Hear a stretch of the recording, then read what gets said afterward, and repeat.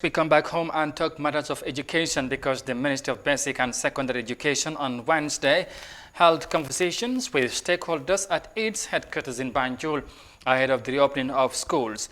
The conversation, referred to as Bantaba, was meant to address education stakeholders on the new mode of operation as schools resume on the 14th and 28th of October with COVID-19 guidelines. Ibrahim Akebi Sanko has more details of that in this report. At Wednesday's meeting in Banjul, the Minister of Basic and Secondary Education, Claudiana A. Cole, said that as of the current budget, the government is spending about $777 million on basic education. She said she was appealing to parents to do their quota in complementing the government's effort in rendering basic education to Gambian children. And it is costing government $777 million a year. Just 1 year. That's the recurrent budget. So you see how much government is spending. For those people who did not know that government is spending so much, I think it's a good thing that we begin to appreciate the responsibility that government is carrying in educating the young people of this country. And so, parents should also learn to do their bit because government cannot do it all. Cole also said parents should provide face masks to their children as the wearing of face masks will be mandatory when schools open on the 14th and 28th of October respectively. Ibrahim Jeng, a student of SL Senior Secondary School, agreed. Jeng said the face masks are necessary to protect students from contracting the virus. As they tell our parents to provide face masks for us, it's not something that is costly or difficult to find.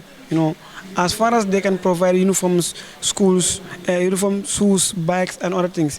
Face masks is just something very simple to have to protect yourself from the outbreak of coronavirus. So, as they go to the tailor for our uniforms and other things, they can just ask him to sew a face mask for us because they are not going to buy it.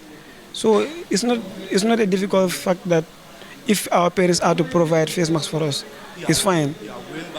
The interim chairperson of the Gambia Teachers Union Young Platform, Alaj B. Sama, said all COVID-19 safety precautionary guidelines must be in place before teachers return to the classroom to teach. Sama said the safety of teachers will not be compromised.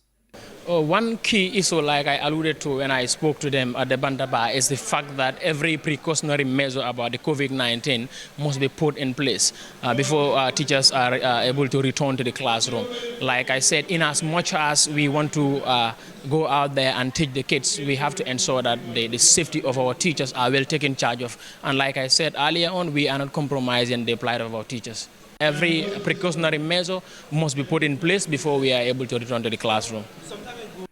It has been the wish of many for schools to reopen in order to ensure a more effective learning environment where students can effectively interact with their teachers. In order to enable this and assist schools with their day-to-day operations, it is important to adopt and diligently implement action to halt the spread of COVID-19 in the community and in the schools. Reporting for iAfrica TV, I am Ibrahim Akebi Sonko. Stakeholders in the education sector meet to discuss on measures and modalities ahead of the reopening of schools next week in the Gambia.